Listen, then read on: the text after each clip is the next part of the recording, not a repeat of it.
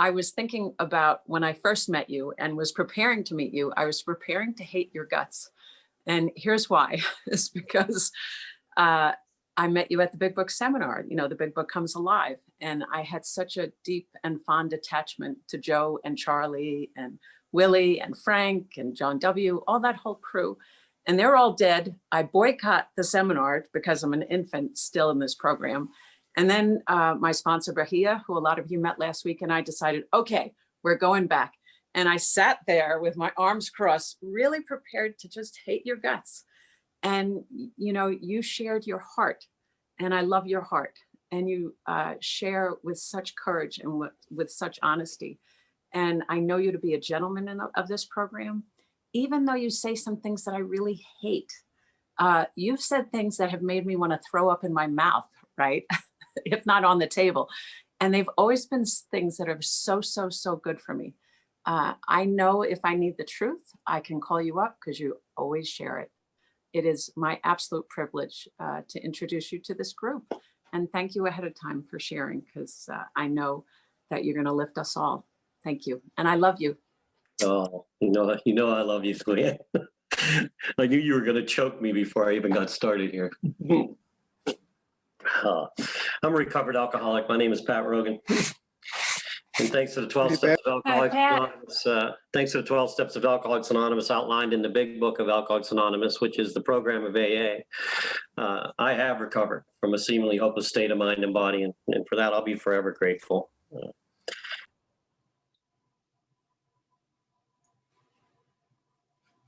Whoops, did you just mute yourself?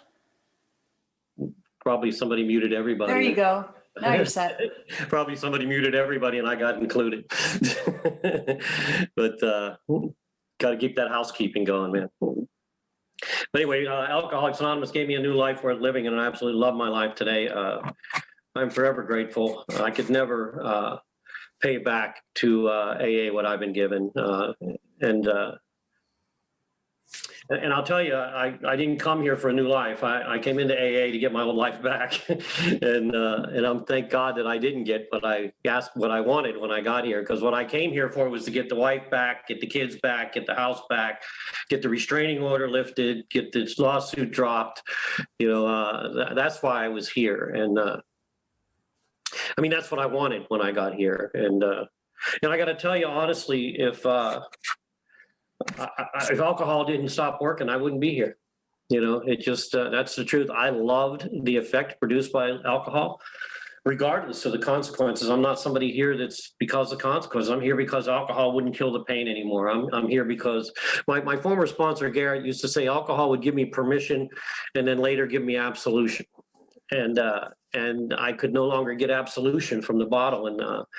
And that's what landed me here. It wasn't like I got up one morning and said, I got a great idea. I'm going to go to AA and get sober, get my shit together. You know, it just wasn't the deal. I didn't know what else to do. And I had a sister in the program and, you know, had that moment of clarity, we call it, or I like to think looking in the rearview mirror that it was a moment of God's grace and said, you know, you're done. I got a job for you. And I called my sister and she took me to my first meeting. And I want to tell you that that I didn't do well early in AA. You know, Luann mentioned, you know, my mentor is Charlie Parmalee, and I loved Charlie, but I'm a speaker stalker. You know what I mean? I do. I stalk speakers. I still stalk them. I stalk dead people on CDs. And if you're younger, that's a little round thing goes in your, you know, slot in your car. But I still listen to Sandy Beach, and I still listen to Charlie, and I still listen to those guys. And Sandy Beach said something once that just stuck with me. And he said, "Do you know what happens when you stop drinking? You're freaking sober," you know, and then you realize why you need a drink. And there's only one way to fix that, and that's to talk to the bartender, you know, or the drug dealer, if you will, you know, and I always remember that. And Charlie said, Charlie Parmalee used to say, you know, you'll feel better when you come to AA. You'll feel resentment better. You'll feel anger better. You'll feel fear better. And that was my experience. And Man, I got progressively worse. I don't even know how I made it 90 days, but I did make it 90 days in the program. And I think the reason why I made it is because I was tricked into a second step, and I didn't even know it until later that there was I came into the 5th Chapter Club, and there was a guy named Camper John who was behind the bar. There was a club room in the 5th Chapter Club, and there was a meeting room. And if you didn't like the crap you were hearing in the meeting room, you just go to the club room and talk bad shit about the speaker, and they'd play cards and chess and checkers in there. And Camper John was the bartender, if you will, coffee tender. And they called him Camper John, by the way, because he lived in a camper behind Denny's Pompano or Denny's Deerfield Beach. You could always find Camper John if you wanted to talk to him. And Camper John looked at me. I was maybe a week sober, or if that's a correct term. I was a week dry. And Camper John looked at me and said, "You know what? You're not looking too good." And I said, "No, I don't feel too good, John." And he said, "No, I don't think you're going to make it through the day." And I said, "Well, thanks for the encouragement." And I started to walk away. And he says, No, come here. He says, "What you need to do is you need to get through the hour." And he says, "And what you need to do is ask God to just get you to the next hour. And then the next hour, and then the next hour." He said, "Tomorrow morning when you get up, ask God to get you to lunch, And if you can't make it there, ask him just get you 8 or 9 o'clock." And I started doing that. I started getting up in the morning, asking God just to get me to work. And then he'd get me to work, and I'd say, "Just get me through the hour, and then just get me to lunch, and then just get me to quitting time, And my God, I started to put some days together, and I thought, you know what, there's something to this prayer thing, and look, I'm praying to a God I don't understand at all, at that point in my recovery. But that's kind of how this works, right? You do something, you get results, and you start to lean on it, that's just kind of how it works. So I started doing what he said, and I'm getting on my knees and praying to a God that I don't even know if it exists, right? But I'm putting time together, I'm putting days together. And in 90 days, I'm falling apart, and I realize why I drank. And I liked what alcohol did for me emotionally, and I look in the rearview mirror, and I realize now what drives the obsession in me. And I can't speak for everybody else, but what drives my obsession is my emotions. It's not believing a lie. It's I can't stand the way I freaking feel for one more second. That's where I get to. I can't. I over emotion. You know what I mean? I overfeel. And maybe that's a common theme in these rooms, that we tend to overfeel, our feelings are like on steroids, and that my whole life was like that. My whole life was a thought and then a feeling and then an action, right? And that feeling is based on what I think you said or how you said it or what I think you meant or just your tone is what my action was dictated by that, And I realized that was the gift that alcohol gave me. Alcohol was my solution, not my problem. That one of the things I love in Bill's story is when he talks about the market crashing, and people are jumping from tall buildings to commit suicide. And Bill said, "F that. I went back to the bar," and alcohol was not Bill's problem at that point. It was his solution. And I get that. That emotion that I felt in my first 90 days while I was in the rooms, I felt for my first 16 years being a normie out there in the real world. I was a 5-year-old who threw up on my way to school from fear. And I don't know what a 5-year-old has to be afraid of, but I was scared to death. I was the kid who had his homework done. And if you told me to get up in front of the class and read it, I hid it and said I didn't do it. Give me the F, move along. And I was afraid to get up there and fail. And that's my whole life was, I just didn't do pressured well, and I don't know where that comes from, by the way. I was just wired that way always. And, I look, I could blame my parent. I could blame my dad. My dad was a violent drunk. He kind of, when my dad came home, you didn't know who was coming home. You didn't know if he was coming home to beat my mother or coming home to take us camping. And that'll create a slightly nervous disposition in a child, and I realized looking backwards is my dad might be why I needed a drink. He's not why I'm an alcoholic. I'm an alcoholic because I can't stop when I want to stop, and I can't control it once I start. I can't stay stopped, can't control it. That's what defines me. My brother, there are 4 kids in my family. 3 of us are active alcoholic addicts, or were. My baby sister overdosed 10 years ago and passed away. But We have there's me. My sister has 2 years less sober than me. My brother, it skipped. And I don't know what happened with him. And then my sister, like I said, passed away. And my brother grew up in the same house, right? And my brother, once in a while, he feels like he looks back at his childhood and says, "Yeah, that sucked." He has a couple beers, he gets a comfortable, relaxing feeling, and he's fine. You know, I think back, I have a couple of drinks, I go to town, I get an 8-ball, I'm off to the races. That's my deal. That's my solution. And that was my whole. I hated my childhood. I hated my teen years. I was scared to talk to any girls. I didn't go to any dances, no homecomings, no proms. I was scared to death of that rejection, that they would say no. And I don't know where that inner dialogue comes from, that we're not good enough, or my ears stick out, or my nose isn't the right size, and I want to be him. I want to look like that guy. I want to be able to play sports like that guy. I want to be as smart as that guy. I just don't want to be me, my dad left and came in and out of my life when I was 5 or 6 years old.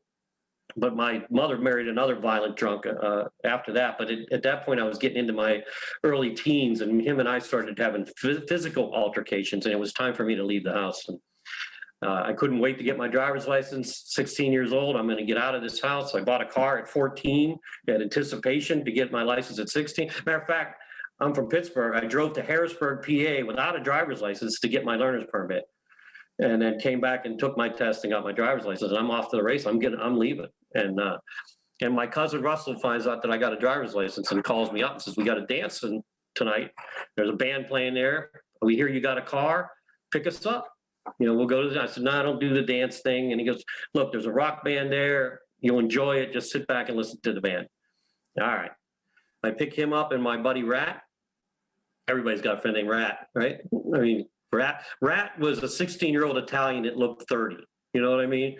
He was already losing his hair at 16. He had, the chest hair, and in Pennsylvania, you had to be 21 to buy liquor, and Rat looked 21. And so Rat was the go in the liquor store guy. And Rat bought a bottle of Boone's Farm Strawberry Hill and a bottle of orange vodka. And halfway through that bottle of Boone's Farm Strawberry Hill, I had a spiritual experience, and there's no doubt about it. All that fear, all that feeling less than, as Charlie would describe it, I got taller, stronger, better looking. And I went from Pee Wee Herman to John Travolta, in a half a bottle, and I was doing my Saturday Night Fever imitation out on the dance floor all night long. I danced with every girl in the dance. I touched and put my arms around a girl for the first time in my life. And I knew there was nothing better than what had just happened that night. And you had to picture me with the paisley shirt, the platform shoes, the bell-bottom pants, staying alive out there, And by the way, ladies, that guy that keeps coming around in front of you, like you're trying to get away from him, but he keeps coming around in front of you anyway. That was me. That was me. I danced with everybody in the dance that night. Time of my life, And the short of it is I went on a 20-year run. I mean, that's the deal. I found life's solution. I found a solution. I was never going to look back. And there was if consequences would get you sober, I would have stopped in my first 6 months. The inner unmanageability, which is the way I see the unmanageability, the lack of the ability to handle my emotions was what was the unmanageability in my life, was fixed. I now knew how to handle my emotions, and that was drink them away or whatever other alcohol in any form. I love that line in The Doctor's Opinion, and I use that with some artistic license, that I will use alcohol in any form, which means I will drink it, snort it, smoke it, chew it, sleep with it, dance with it, whatever, spend it, buy it. I will use alcohol in any form to change the way I feel. And that's what I did. My drug of choice was whatever you had. No, I loved alcohol. I loved the effect. I could just drink. But if you had something else, I'm gone, and went through a windshield 3 days after that first drink, wrecked 3 more cars that year. I got arrested 3 times that year. I lost my driver's license before my 17th birthday, got caught 3 times driving under suspension, and got my first felony at 19. And I love Bill's words in page 1, ominous warnings, which I failed to heed. You know, everybody around me's going, dude, this is not working for you. And I'm going, no, we'll figure this out. Don't worry about it. You know, and look, I never figured it. All I figured out was that I can't live without liquor. That's all I knew, is that the only way I knew how to manage life was to drink. You know, and my whole life was managed by alcohol from that point forward. And I don't know how. 1978, I have a son. 1979, I get married. 1980, I moved to South Florida. If anybody knows what was going on in South Florida, it was a freaking blizzard in South Florida. I mean, I found a higher powder in South Florida. I found a way to drink around the clock and still make it to work. I mean, that was an amazing feat. You know, I look back and laugh. I was spending $300 a day to make 80 at work, you know, and it made perfect sense at the time. And I mean, they were delivering it to the job sites. I mean, it was just insane what was going on down here at that time. And I was the number one employee. I will tell you that. I will tell you that. Nobody had the kind of energy that I had in that whole warehouse. I mean, they used to look at him, man. We need 4 of that guy. You know, works round the clock. You know, and I became a absentee husband, absentee father.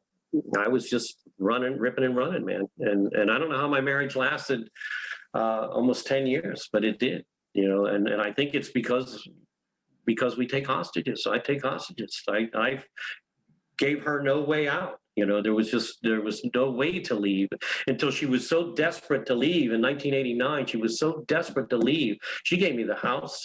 She gave me custody of my son, gave me everything. And I won. I won. That's really what I felt at that time. If you're going to leave, you're leaving with nothing. And that's just the self-centeredness, the selfishness that I lived in. And it was just always me, I. How could you do this to me? You know, after all I've done for you, you know, that's the kind of shit I would say, you know. I mean, look at this empire I built for you, you know, just delusional, you know, and the next, the next part is hard to talk about. And I'll tell you what, Zoom has made this even more difficult because I'm sitting where it happens. You know what I mean? Usually I'm in a meeting somewhere speaking and it happened there. You know what I mean?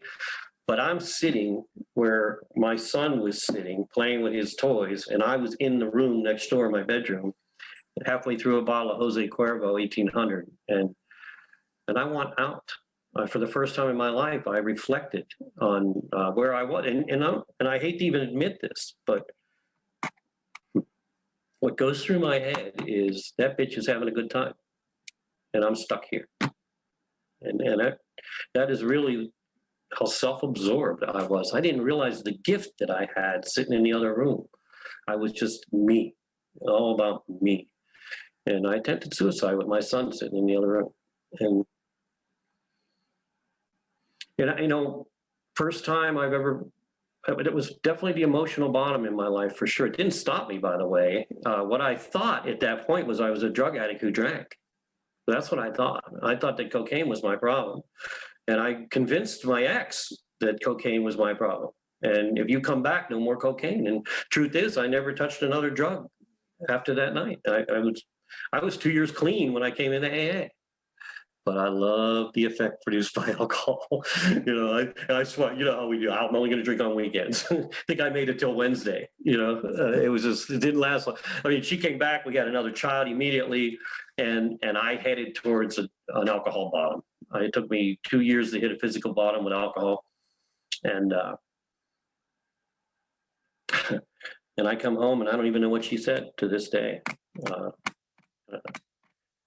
Home at 2 o'clock in the morning, and she says something and I knock her down in front of my 2 kids. And I hated my father for that. You know, I hated that picture of him. I still to this day have a picture of my father sitting on my mother's chest and hitting my mom. And I gave my 2 kids, one was 2 years old and one was 12. And I gave both of them the picture of their mother's head hitting the floor. Right here. And it's hard to talk about when you're sitting in the room. Beginning of the beginning, beginning of the end. Depends on the perception, right? You know, In one mind it's hell, and the other mind it's heaven, you know, and it was the beginning of a bottom, but a beginning of a new beginning for sure. And I spent 3 weeks in a hotel room that I talked to you about, and couldn't get any relief out of the bottle. I was drinking to pass out, to get up to drink to pass out, to get up to drink to pass out. And I can't get the absolution. I can't get the relief that alcohol used to give me, or I'm not here. I'm not here because I really just wanted to escape. And like I said, I call my sister and I come into AA. Look, I don't even know you guys didn't drink. My sister had been drinking and she'd been in AA for years, you know, so I didn't know where else to go. You know what I mean? I just take me anywhere, you know, and I go end up at the Fifth Chapter Club at an 8:30 meeting. I don't even know what they're talking about. I think it's a big book reading. I don't know, you know, and all I remember is this guy that looked like Papa Smurf get up at the end of the meeting and say, does anybody want to start a new way of life? And I jumped up out of my chair and grabbed a white chip. It was March 26, 1991. And my journey in AA began. Yeah, I had no idea what I was in for. I thought I fell in with the don't drink and go to Denny's crowd. I mean, that was our mantra. Don't drink and go to Denny's. Don't drink and go to Denny's. Somebody should have told me the rest of the story. Don't drink, go to Denny's, get a sponsor, work the steps. You know, there's more to the story. Don't drink and go to meetings is great, but get a sponsor and work the steps. You know what I mean? Like, tell them the whole story, you know? And I didn't hear the whole story. Maybe I didn't want to hear the whole story. I don't know. I just could. That became my life. Can you believe this crap? I go to work, I go to meetings, and I go to freaking Denny's, you know? And I'm asking them, what do you guys do for fun? And I think they were afraid to tell me that was it. They go to Denny's and once in a while they get ice cream, and sometimes they change it up and go to a different restaurant, but they eat a lot, you know. And I'm gonna tell you, in all of your defense, I love going out to eat with you guys. My life surrounds about that. But I fell in with that crowd, you know. They went to Denny's and they took everybody's inventory at the meeting. That was their deal, you know. And by the way, what I learned is you become who you hang out with. You know, you become who you hang out with in AA, right? You follow the guys who chase the speakers. You follow the speaker stalkers. You'll hear a message. You know, you'll hear a message. You follow the big book guys. You'll be in a big book meeting and you'll learn about the program. You follow the don't drink and go to Denny's, don't drink and go to dances, and don't drink and go to picnic people. That's who you'll become. And you'll do what I did, and you'll suffer from untreated alcoholism for 3 months before you find a solution. And I was just fortunate enough to be able to make it 90 days with my tricked into my second step thing. And in 90 days, I'm falling apart. I'm suicidal. I come into the 10 p.m. meeting and I'm done with you people. I can't do this. And let me tell you something. There's no difference in the way I felt at 90 days sober than I did in that hotel room. Because in the hotel room, I can't do this for one more minute and I can't stop drinking. Well, I'm in AA and I can't do this for one more minute and I can't drink. What the hell's the difference? You know, I'm suicidal, drunk or sober. I can't do life drunk or sober. Sandy hit it on the head. Guess what? You're sober. You know, good luck with those feelings. Yeah. And I told you all what a bunch of losers you are. You know, this guy is speaking at the meeting, telling me he's got a life beyond his wildest dreams. And I go, you don't even have a girlfriend. You know, you don't have I don't even think you have a car. Do you even work?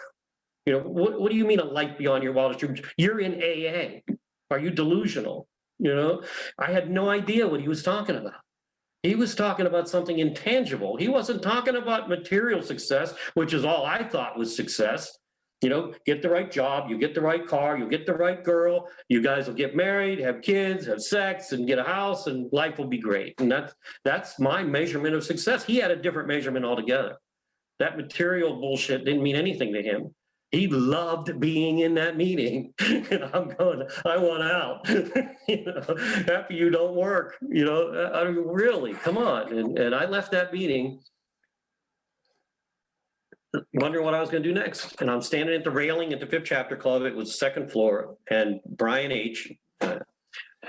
Haynes, he wouldn't hide his last name if he was here. We're not anonymous amongst each other, for God's sake. Pat Rogan, Rogan, 954-818-3013.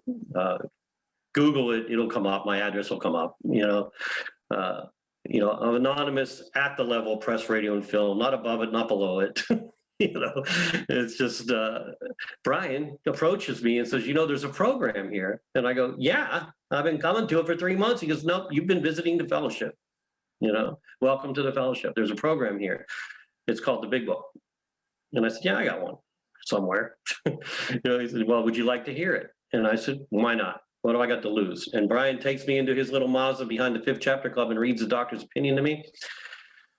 Man, I don't know where you were hiding that, but there's some pertinent information right there. The first time in my life, somebody told me what was wrong with me. It's the first time in my life that somebody told me why I didn't go home when I called and said I was on my way home, why I couldn't stay stopped, and why I couldn't control it once I started drinking. I felt like Bill Wilson and Dr. Silkworth. Like Silkworth finally tells him what the hell's wrong with him. Now we know without any action that doesn't help. But my God, somebody finally said why I didn't go home. The obsession of the mind and the allergy of the body. This idea that blocks out everything alcohol is going to do to me in favor of what it's going to do for me. Oh, I get that. And then once I fall prey to that first drink, I'm off to the races. And I identified immediately, I was that guy who would leave work, go through the drive-through pick and pack, get a tall Budweiser for the ride home, disguise it in a brown paper bag because nobody knows what's in there, right? And I'd call home and literally call and say, I'm on my way, start dinner. And I never made it. I meant to. And I want to tell you something. When I called and said I was on my way, I meant it. When I called and told my son I would meet him at his football game, I meant it. I just couldn't get there. I would just say, well, let me stop and say hi to the guys at the body shop real quick, have a couple pops with them. Then maybe go at Kokomo's is right on the way home. I'll stop and say hi to Dave at Kokomo's and have a couple drinks. Next thing I know, it's 2, 3 in the morning. I'm Bill banging on the bar going, what the hell happened? I had no idea until that night what my real problem. Anybody else think they were crazy when they got here? I thought I was crazy, right? How else could you explain that behavior? How else could you explain trading your freedom, by the the way. ability to drink, right? How could you trade your children for the ability to drink? I gave up custody of my son in favor of liquor. I've given up jobs. I had a judge let me go on my own recognizance, and all I had to do was show up and test clean the next time he saw me, and I didn't make it home. And I know you guys can relate, because I leave there and I go, oh my God, what a break I just got. Thank you, God. And on the way home, I start thinking, I need an attorney. Oh my God, attorneys are expensive. That court date's coming up quick. And the next thing you know is I just need to take the edge off. I just need 3 drinks. I just need that. That's what I need. And boom, I'm off to the races again. I was drunk before I got home after that judge let me go. The inability to stay stopped. And look, I find out later that it's an emotionally driven obsession for me. It's not even believing the lie. I love that paragraph in chapter 3. So what about when we just deliberately go out and get drunk, knowing what the consequences are going to be, right? And they look at us like, do you know you're going to jail if you drink? Yep, I do. F it. That was it. F it. I couldn't stand that emotional condition for one more second. The lie I would believe is that I'm going to stop at 4 or 5. I'm just going to take the edge off. That's the lie that I would believe, that somehow I'm going to stop, and I couldn't control it. There was just no way. But who knew until I get the doctor's opinion. And let me tell you, my recovery took off from there. I wasn't afraid of the 4th step. What I was afraid of is the 5th step. As a matter of fact, the personality change that's promised in the appendix in the back of the book started immediately when I started my 4th step. That new perception, that looking at life from a different angle, that ability, that for the first time in my life, seeing the truth that I was not a victim, I was the perpetrator. I was the criminal. I was not the victim. I was that guy. I got to that 4th column in my inventory. We use a 5-column inventory that Joe and Charlie always used. And when you get to that, what was my responsibility combo? How did I set the ball rolling? What could I have done differently? I went, oh my God. Like, you got to be kidding me. She divorced me. She took the house. She took custody of my children. I get to that 4th column and said, you assaulted her. You you took the house from your children. You wanted to kick your children out of their own house. I mean, you just start seeing the truth. I was resentful at the police for arresting me. My God, they were called to the scene. You know, it wasn't let's go get Pat night. Somebody dialed 911. They had to respond. You know, you start to see that I'm the one that's setting the ball rolling. Immediately, I started to look at life through that prayer and freedom from bondage, and on page 552, 553, whatever it is, just changed my life. Just praying for people that I disliked or hated for 2 weeks straight. It's just an incredible tool. And all of a sudden, I mean, I'm praying for my ex for God to give her what she deserves, you know? I mean, that's how it started. And partway through that prayer, like 3 days into that prayer, I go, damn, why would I want the mother of my children to be miserable? Why would I want the mother of my kids? Why would I want harm to come to the mother of my God, are you crazy? Are you? And just that whole new looking at life from a different angle. What I was afraid of was the fifth step. I don't trust. I don't trust anybody as much as I owe Brian my life.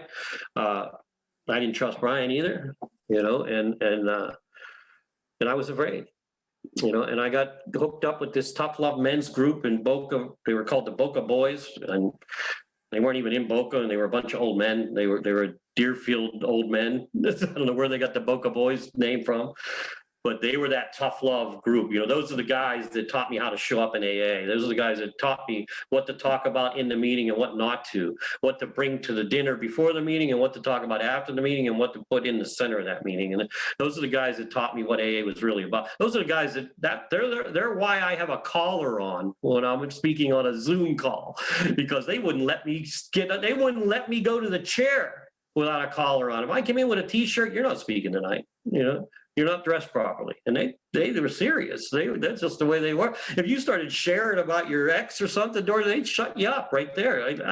We'll talk to you after the meeting, you know, next. So who wants to stay on topic? they would just stop you, you know, and those guys are on me. When are you going to do this fifth step? When are you going to do this fifth step? This process doesn't work without the fifth step, is what they would say, you know, and I get that today. That's what consummates the process. That's the foundation, those first five, you know, that's, you know, the bedrock is that admission, but the foundation is that fifth step, you know, and I decided that I'm going to shut them up and I'm going to call St. Andrew's Church over here by my house at 11 o'clock at night, and nobody will answer. And I'll do a confession, you know, because by law, the priest isn't allowed to say anything. But then I did think, what if he gets kicked out of the priesthood? But, you know, I figured, well, maybe he won't, you know. But I called, and 11 o'clock at night, Father Quinn picked up the phone and at St. Andrews. And I said, yeah, I'm an alcoholic. Oh, and you want to do a fifth step? And he knew the Coral Springs group where I live has been meeting there for years. He knew if an alcoholic was calling him what they wanted. And he said, be in my office tomorrow morning, 9:30. And I spent 2.5 hours with Father Quinn the next morning. My life forever changed. And it's just in that uncomfortability that the growth comes. It's just, you know, it's doing the uncomfortable. If you're uncomfortable in AA, good, you know, because all the growth comes from that uncomfortability, doing something you don't want to do, you know. And I left that office with a whole new perception on life. I mean, it was a Lazarus moment. It was a dark to light. It was a blind to seeing moment. It was, oh, my camera fell. I left there, and it sounds crazy, and I never heard anybody share it before until recently, actually. And but I left his office, and the courtyard looked fluorescent in color, you know. And if you read Marty Mann's story, she said the same thing. I just read her story when I was actually in New York at General Service. I was waiting for a tour, and I read Marty's story in one of the books, and she said the same thing, that everything was just bright, fluorescent. And I'm going, my God, it's so green. And I was going back to work, looking around, going, these freaking trees are everywhere, you know. And I realized, matter of fact, I saw my first sunset that night. I'm going home on the Sawgrass Expressway, and I look at the lady in the toll booth, and I go, look at that. She goes, what? I said, look at that. And she said, yeah, it's a sunset. It's there every night. And I had never seen, I've been driving it for 12 years. I never saw it. You know, that kind of moment, you know what I mean? It was like all of a sudden I'm looking up, you know, and I realized I've been looking at concrete, asphalt, and bumpers my whole life. I walked with my head down, looking at the street. And when I was driving, I was looking in front. I never looked around and saw the beauty in the world. I didn't know. You could have passed away in the car beside me. I would have never known it. You know, I would have never been able to see it. I was just so self-absorbed that I didn't care basically about anybody else but me. And all of a sudden I'm looking outward, and you know, I know now what that guy was talking about when he said he had a life beyond his wildest dreams, because God went from my head to my heart that day. You know, God went from a thought to a feeling, you know, and I love that story where the teacher asks a child, what do you think of God? And the child says, God's not a thought, it's a feeling, you know? And I thought, that's what happened that day. God became an emotion. God entered my heart. God did exactly what our solution says, is that, you know, the great fact is just this and nothing less, that we've had deep and effective spiritual experiences. The central fact of my life today is that God has entered my heart and lives in a way which is indeed miraculous, commencing to do for me what I couldn't do for myself. And what I couldn't do was stay stopped. And the obsession was lifted that day. It was gone.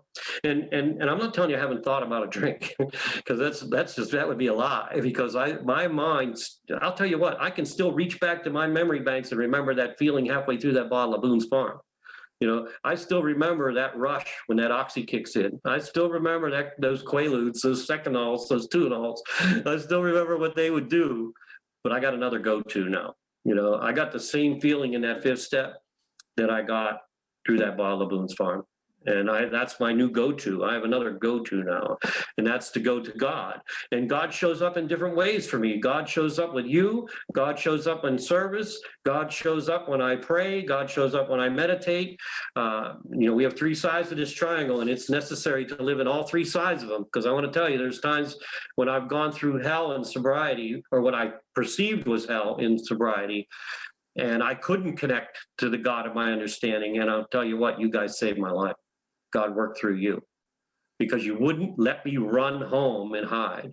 You know, you just wanted to talk to me about something. You know, Pat, you got a minute?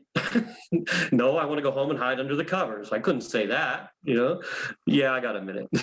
You know, and Pat, can you speak for us on Sunday? Yeah, I guess I could do that. Yeah, and you guys saved my ass. You know, it's just time after time after time. And you know, we're gonna hit those low spots. You know, life shows up. You know, I'm never one to say much about time. Very rarely do I mention my sobriety date unless I'm telling my story, because I don't really think time means a hell of a lot, except that we've weathered storms. You know, I've hit the health issues. I've had the relationship issues. You know, I've had the jobs collapse. You know, the career issues. I've had those issues, and I've had breakthroughs instead of breakdowns. You know, and that's only because I've leaned in. And look, that's something I learned from a mentor. That was not something I came up with. Pat, lean in, lean in. You know, and look, you're going to look in the rearview mirror down the road and see that was the best thing that could have happened for you. And it's always been true. It's always been true. You know, I love in Paul Erlinger's story, Dr. Addict Alcoholic, which I think we had, was it Acceptance is the Answer now, where Paul says, what I thought was the worst day of my life was the day I came into AA. And it turned out to be the best day of my life, which means not only do I not know what's best for me, then I probably don't know what's best for you. You know, so, you know, I look back and I go, you know, the day that I came into AA, I thought it couldn't get any worse than this. It was the best day of my life. You know, I can honestly look back at a divorce, 15 years in recovery. Probably thought was the second worst day of my life.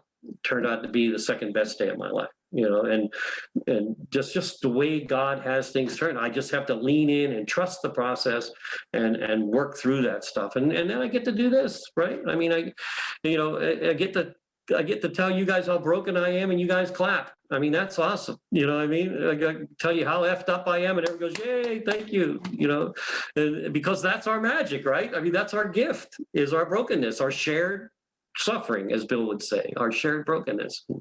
You know, that, yeah, I felt like that. Yeah, that happened to me. Yeah, I did that too. And there's this connection. There's this spiritual connection that's made right there. And I think that's the real magic of Alcoholics Anonymous is the older member, elder member, or the experienced member and the newcomer meeting out in front of the meeting room where they connect and they start swapping war stories. And the newcomer goes, yeah, that happened to me. Yeah, did that too. You know, what'd you do? You hope they ask you, hey, what'd you do? Like, come on, let me show you. Let me show you this book. You know, and that's so cool. We're also, I mean, we're really in the life-saving business. We get to do things that professionals can't do. You know, the psychiatrists, the psychologists, so helpful, all of them, the medical, the clergy. When they tell us they know how we feel, we know they do not. They do not. No, you don't. You don't know what it feels like to take a drink knowing you're going to jail. You know, you don't know what it feels like to take a drink knowing you're going to lose custody of your child. You know, you don't know what it's like to take a drink against your own better judgment because you can't stand the way you feel for one more freaking second. You know, it's that painful, you know. But when I tell you that, you guys know exactly how I feel. You know exactly, yeah, I know exactly how you feel. And that's the connection. That's the magic, in my opinion. So, hey, thanks for the invite, Luann. It's great to see you. Amy, thank you. Glenn, great to see you, buddy. Glenn recorded my first ever Big Book seminar, and as bad as it was, he came over and hugged me and told me what a great job I did. Never so scared in all my life, but I'll be forever grateful, Glenn, that you supported us all those years. Thank you so much, man. I appreciate it. You made me feel part of, so thank you. I appreciate it. Thank you, everybody. Appreciate it. Thank you, Pat. Awesome. Thank you. Well Excellent. done. Well done, my Pat. friend. Bravo. Awesome job. Thank Woo. you. Thank you, Pat. Wonderful. Oh, thanks. Way to All keep right, it I'd like to open up this time. If you'd like, you can raise your hands electronically for comments or questions for Pat. Hand raise function is under the More menu. Or just raise your hand manually too. That's okay.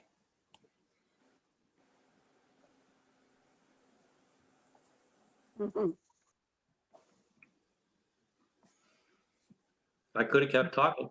Oh, there we go. Oh, there's Glenn. Go ahead, Glenn, and then Louise. Hi, my name is Glenn Kay, and I'm an alcoholic. Pat, Hey, Glenn. great job. Great job. And I so appreciate you carrying on the legacy of Joe and Charlie. It is such a Yeah. an important job that needs to be done. I still pass it on to many, many people. And after they listened to that, I said, now we'll talk about the book, you know. So there's a legacy you don't even know about, people you don't even see. Mm. Your voice and you and Brian, and I appreciate everything you do. Thank you. Oh, thank you. It's such an honor to follow those guys. I mean, my God. Thanks, Glenn. Thank you, Glenn. Thank you. Go ahead, Louise. Thanks, Pat. I was pretty astonished about how you got into your story. I mean, it was almost like I was watching a movie. You just told it so brilliantly. Yeah. And there was not a bit of nervousness that if you hadn't said you were nervous, I wouldn't have had a clue. God was with you. Mm. Bless you. I pass. Thanks, Louise. Thanks, Louise. Got plenty of time for a few more shares. Go for it.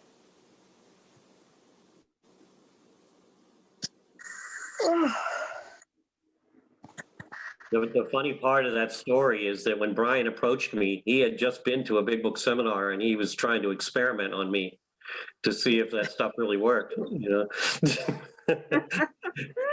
He was listening to Joe and Charlie on tapes, cassette tapes, and then meeting me an hour later. You know? I have a question for you, Pat. I'd love to hear the story of how you and Brian got to lead the Big Book study.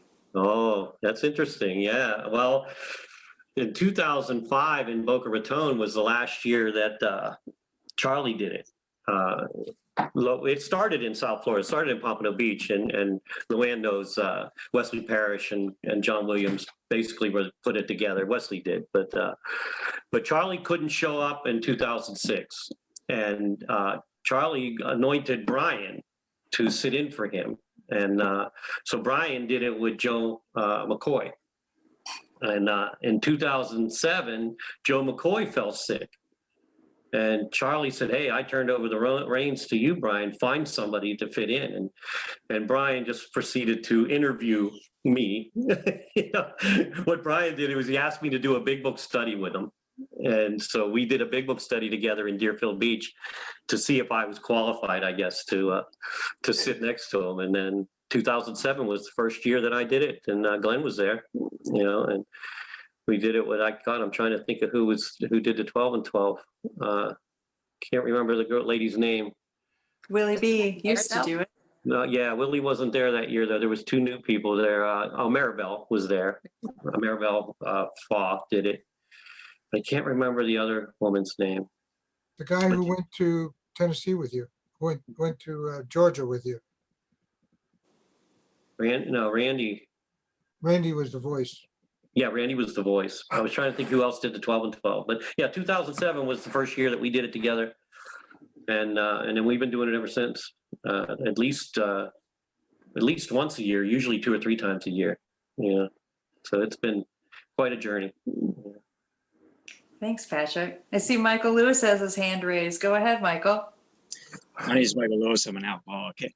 Pat, I appreciate you coming on here. I had an opportunity to meet you a few years back, and since then we've kind of kept in contact every morning.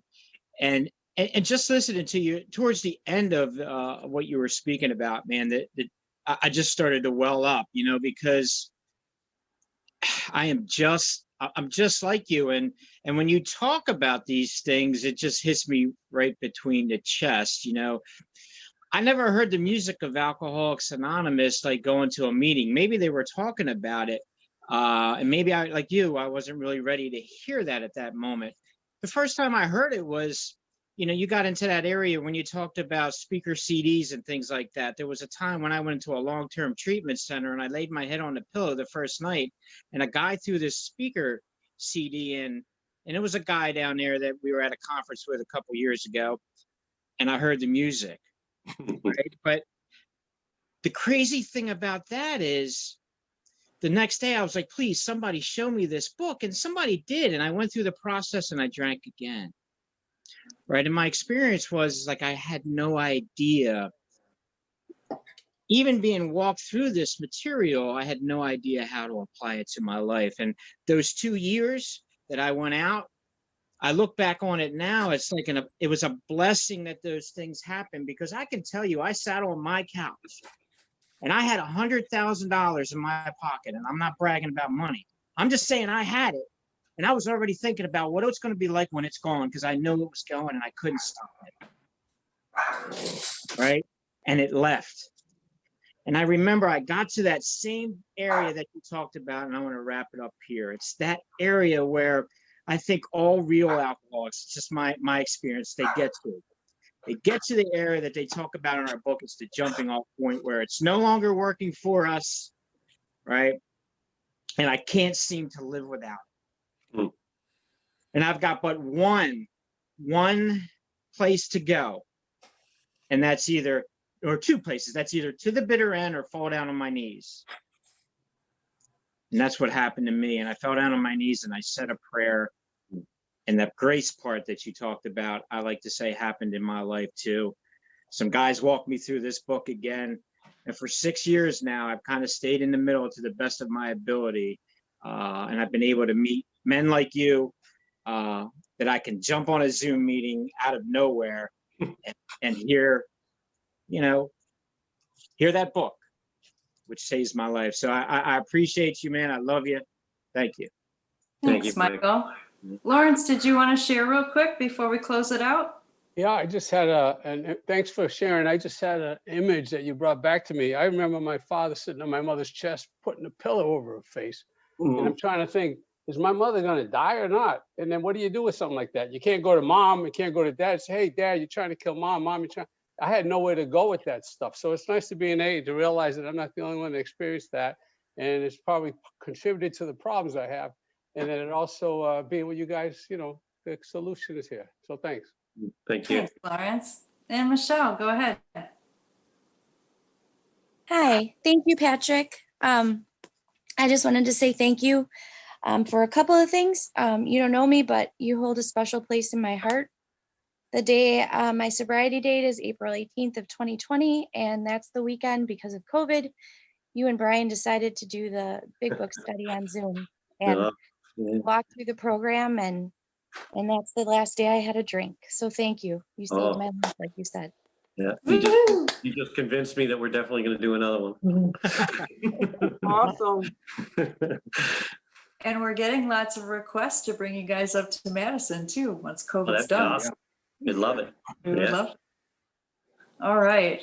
What an Super amazing quick. meeting, you guys. Thank you so much. Great job, Patrick. And would you like to close us out tonight with a prayer of your choice?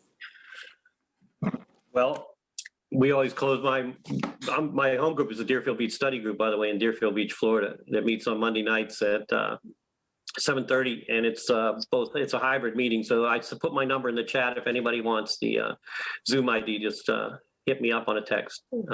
But we close our meeting with the third step prayer every Monday night. So I would like to close it that way. God, I offer myself to thee to build with me, do with me as thou wilt. And leave me in the bondage of self. May better do thy will. Take away my difficulties, that victory over them may bear witness to those I would help, thy power, thy love, and thy way of life. And may I do thy will always. Thank you so Amen. much.